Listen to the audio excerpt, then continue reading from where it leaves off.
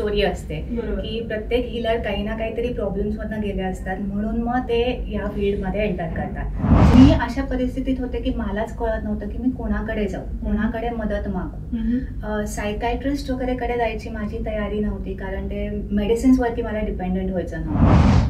समाजात जेव्हा तुम्ही म्हणता की सायकायट्रिस्ट कडे चालली आहे किंवा चाललोय, तेव्हा एक वेगळ्या नजरेने अजूनही बघितलं जातं. तेवढा ओपननेस 100% अजूनही आपल्यात आलेला नाहीये. सो त्यावेळेस मग सायकायट्रिस्ट कडे न जाता बरेचसे लोक जे ऑप्ट करतात की काउन्सिलर कडे जावं, की समोरच्या मध्ये प्रॉब्लेम आहे म्हणतो की समोरची व्यक्ती चेंज झाली पाहिजे. पण समोरची व्यक्ती का चेंज होणार आहे कोणासाठी?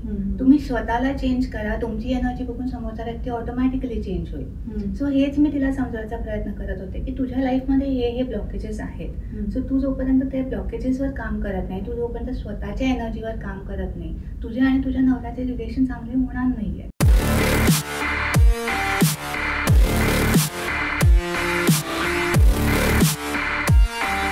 नमस्कार, MLA टॉक शोमध्ये तुमचं मनापासून स्वागत आहे.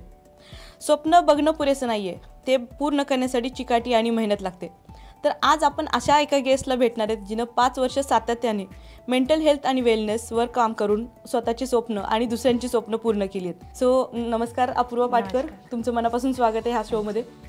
कसं वाटतं तुला? खूप छान वाटतंय.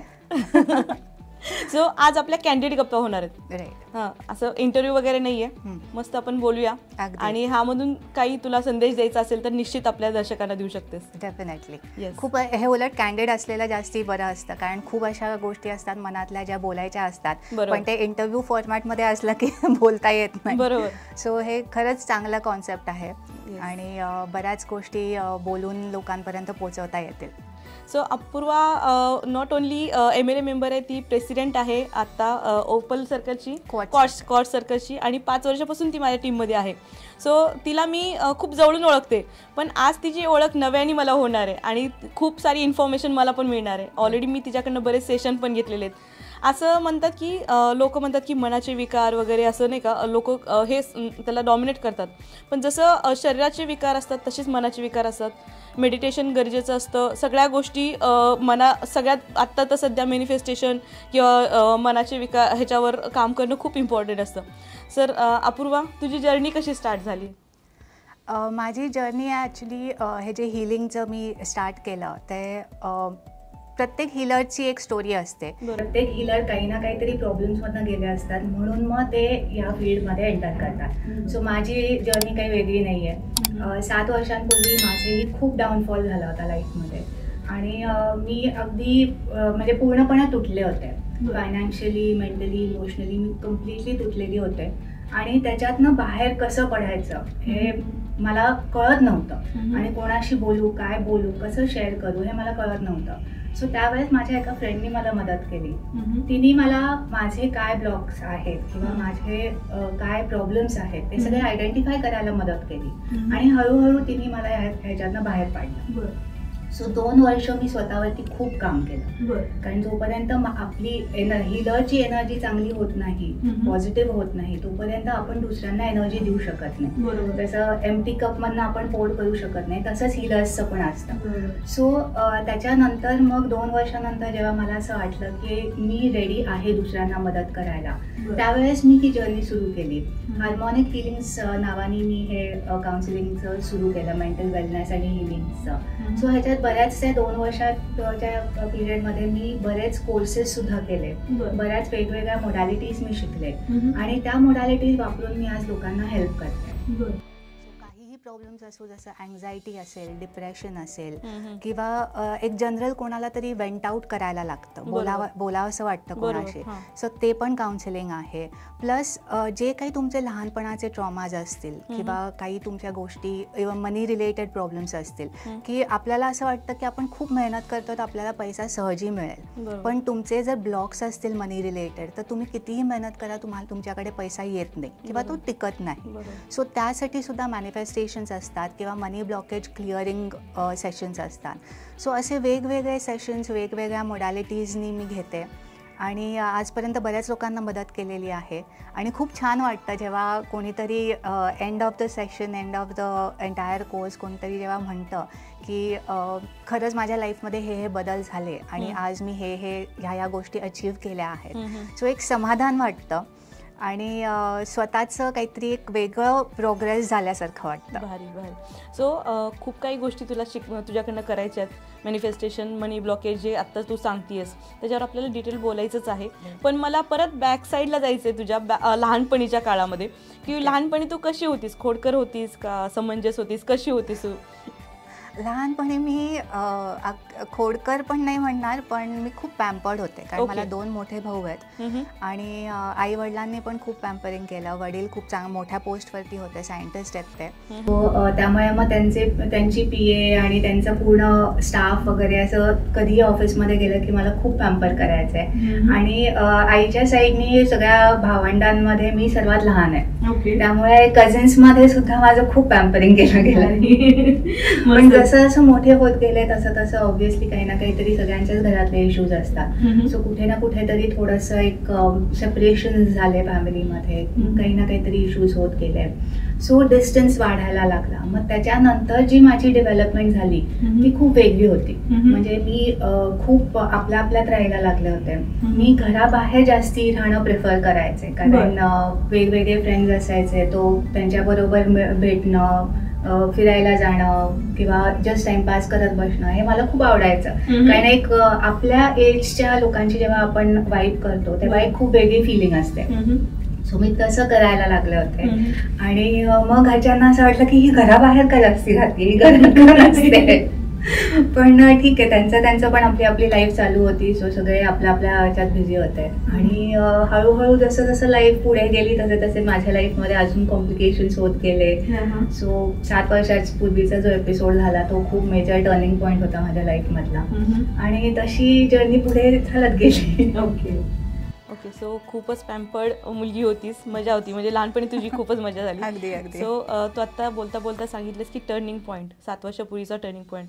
पण ह्या फील्डमध्ये येण्यासाठी तुला कुठला टर्निंग पॉईंट भाग पडले की तुला ह्या फील्डमध्ये तुला जायचं आहे? 7 वर्षापूर्वीचा जेव्हा इन्सिडेंट झाला होता तेव्हा मी अशा परिस्थितीत होते की मलाच कळत नव्हतं की मी कोणाकडे जाऊ, कोणाकडे मदत मागू. सायकायट्रिस्ट वगैरेकडे जायची माझी तयारी नव्हती कारण ते मेडिसिन्सवरती मला डिपेंडंट व्हायचं नव्हतं. आणि म्हणून मग मला असं एक होलिस्टिक मेथड पाहिजे होती जी मला विदाऊट मेडिसिन्स माझ्या प्रॉब्लेम्समधनं बाहेर काढेल आणि एक सस्टेनेबल ग्रोथ राहील ती. म्हणजे असं नाही की मी मेडिसिन्स घेतल्यात, आता टेम्पररी 6 महिन्याचा कोर्स केला मेडिसिन्सचा, ते हळूहळू बंद केले, पण मग त्याच्यानंतर परत मी कुठेतरी 0 पॉईंटला जाते.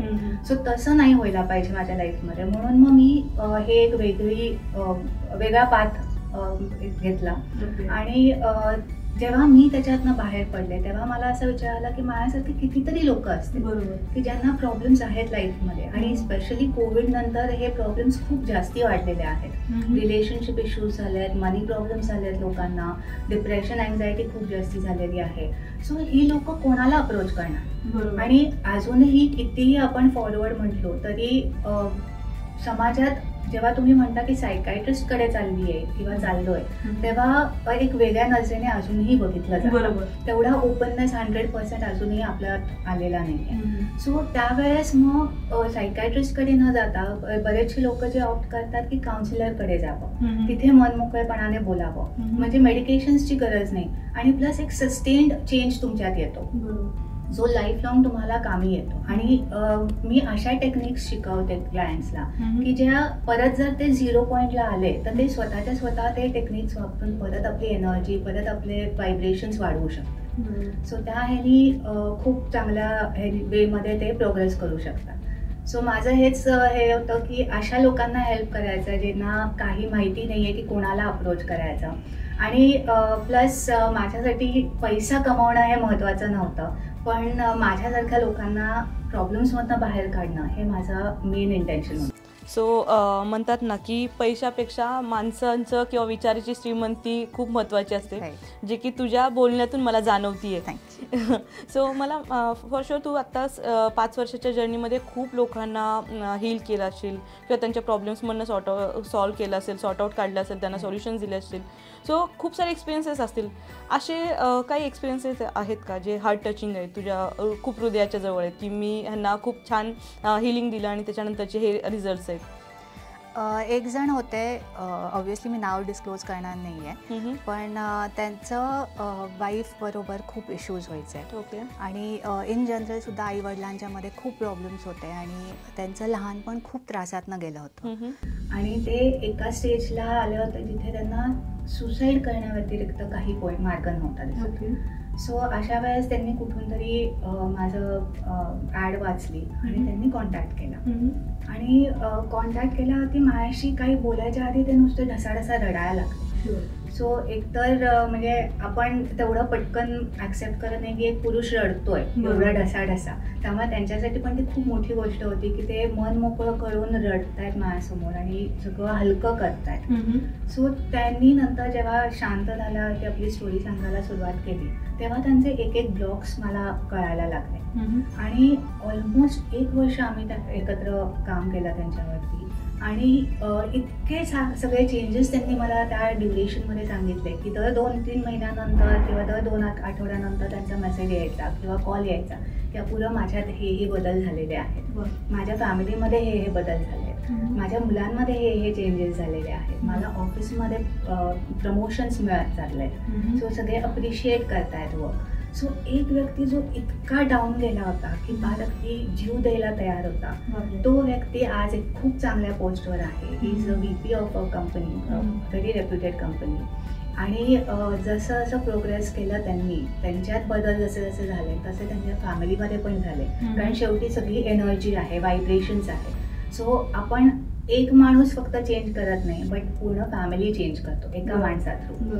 सो त्यांची जर्नी खूप हार्ट टचिंग होती. आणि अजूनही आता त्याला 2 वर्ष झाले, अजूनही ते मेसेज करून मला सांगतात की अपूर्वा मी अजूनही तेच सगळे टेक्निक्स फॉलो करतोय आणि मी हे अचीव्ह केलं आहे, मी हे प्रोग्रेस केलेलं आहे, माझ्या मुलांची ग्रोथ अशी होती आहे, माझे बायकोबरोबर रिलेशन्स असे आहेत. सो ते ऐकून खूप छान वाटतं. खूप सुंदर. म्हणजे जेव्हा तुझ्याकडे कोणी येतं तेव्हा लाईफटाईमचे ते तुझा सपोर्ट असतो, हे एक मला खूप जास्त जाणीव झाली त्याची.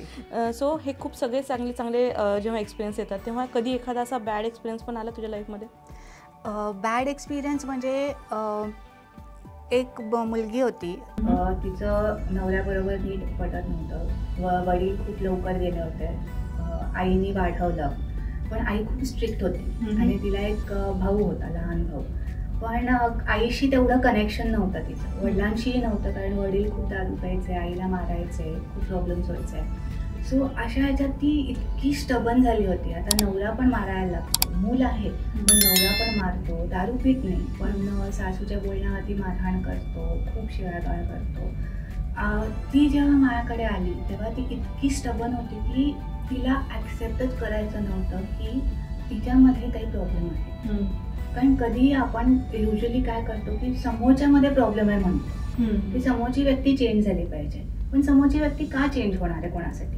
तुम्ही स्वतःला चेंज करा, तुमची एनर्जी बघून समोरचा व्यक्ती ऑटोमॅटिकली चेंज होईल. सो हेच मी तिला समजायचा प्रयत्न करत होते की तुझ्या लाईफमध्ये हे ब्लॉकेजेस आहेत. सो तू जोपर्यंत ते ब्लॉकेजेसवर काम करत नाही, तू जोपर्यंत स्वतःच्या एनर्जीवर काम करत नाही, तुझ्या आणि तुझ्या नवऱ्याचे रिलेशन चांगली होणार नाहीये. पण खूपच स्टबन होती ती आणि तिने मिडवे सोडून दिलं हिलिंग. आणि नंतर मला कळलं की ती नवऱ्याकडे परत गेली आहे आणि आजही तिची परिस्थिती तशीच आहे. अजूनही नवऱ्याकडनं मार खातीये, मुलगा त्याच एन्व्हायरमेंटमध्ये मोठा होतोय. म्हटलं आधी त्या मुलावरती पण खूप परिणाम होतोय. सो असे काही जण असतात की जे नाही ॲक्सेप्ट करत की त्यांना काहीतरी प्रॉब्लेम आहे आणि जोपर्यंत तो ॲक्सेप्टन्स येत नाही तोपर्यंत पुढे काहीच करू शकत नाही. बरोबर. सो मला माहिती आहे की तुला खूप सारे सेशन्स असतील किंवा हे सगळे असे एक्सपिरियन्स पण येत असतील तुला, पण ह्या सगळ्यामध्ये तुझं डेली रुटीन कसं असतं की म्हणजे सकाळपासून किती सेशन्स असतात आणि मग किती वाजेपर्यंत चालतात, कसं वर्क लाईफ बॅलन्स तू कशी करतेस? माझे 10 वाजेपासून सकाळी सेशन सुरू होतात.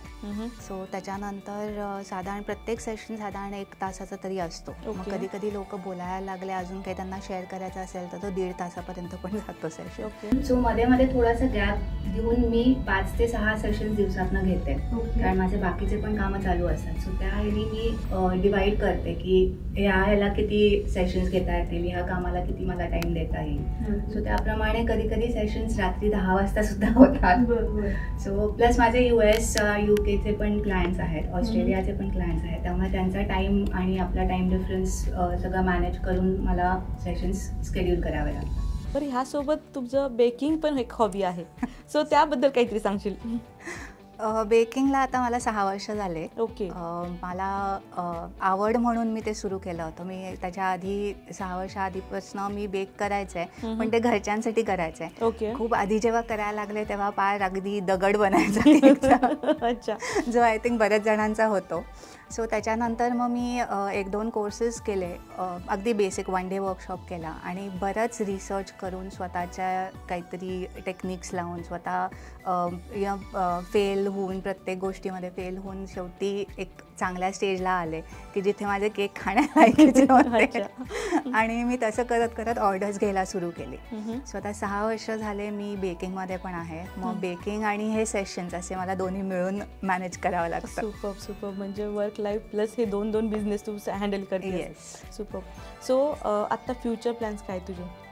फ्युचर प्लॅन्स मला एकतर बेकिंगचं तुम्ही काढलाचाच विषय म्हणून मला ते एक्सपॅन्ड करायचंच आहे. ओके. आणि हिलिंग्समध्ये मला अजून जितकं लोकांपर्यंत पोहोचता येईल, जितक्या लोकांना अजून मदत करता येईल, मोस्टली मी ट्राय करते की हॉस्पिटल्सशी टायअप करायचं. कारण हॉस्पिटलमध्ये जे मेंटल वॉर्ड्स असतात मेंटल पेशंट्ससाठी, त्या वॉर्ड्सशी टायअप करायचा प्रयत्न करते. म्हणजे तिकडे जाऊन त्या लोकांना सुद्धा हेल्प करता येईल, कारण फक्त मेडिसिनवरती डिपेंडंट राहून अख्ख्या आयुष्य ते काढू शकत नाही. सो एक अल्टरनेटिव्ह थेरपी म्हणून मला अप्रोच करायचं आहे, जिथे लोकांना ह्या तऱ्हेने सुद्धा मी हेल्प करू शकेन. दोन्ही एकत्र करून. मी हे नाही म्हणत की मेडिसिन्स बंदच करायला पाहिजेत आणि फक्त हीच मेथड वापरायला पाहिजे, पण दोन्ही सायमल्टेनियसली जर वर्क करू शकलं तर का नाही.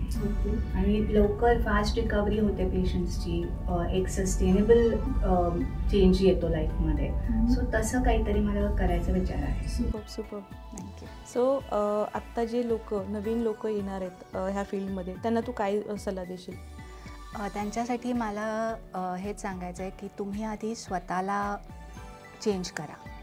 स्वतःचे जेव्हा व्हायब्रेशन्स आणि एनर्जी तुम्ही चेंज करू शकाल तेव्हा तुम्ही दुसऱ्यांची मदत करू शकाल. बरोबर. आणि हिलिंग एक इतकं प्युअर फॉर्म आहे, कारण तुम्ही एनर्जीशी डील करताय, युनिवर्सच्या एनर्जीशी डील करताय, तुम्ही व्यक्तीच्या एनर्जीशी डील करताय. सो ह्याला कधी पैशात नका मोजू की मी किती चार्ज केलं पाहिजे आणि मला ह्याच्यातनं एवढे पैसे मिळालेच पाहिजेत. माझा टार्गेट आहे की एका महिन्यात मी जर 15 सेशन घेतले तर त्याच्यातनं मला 1 लाख रुपये मिळालेच पाहिजे.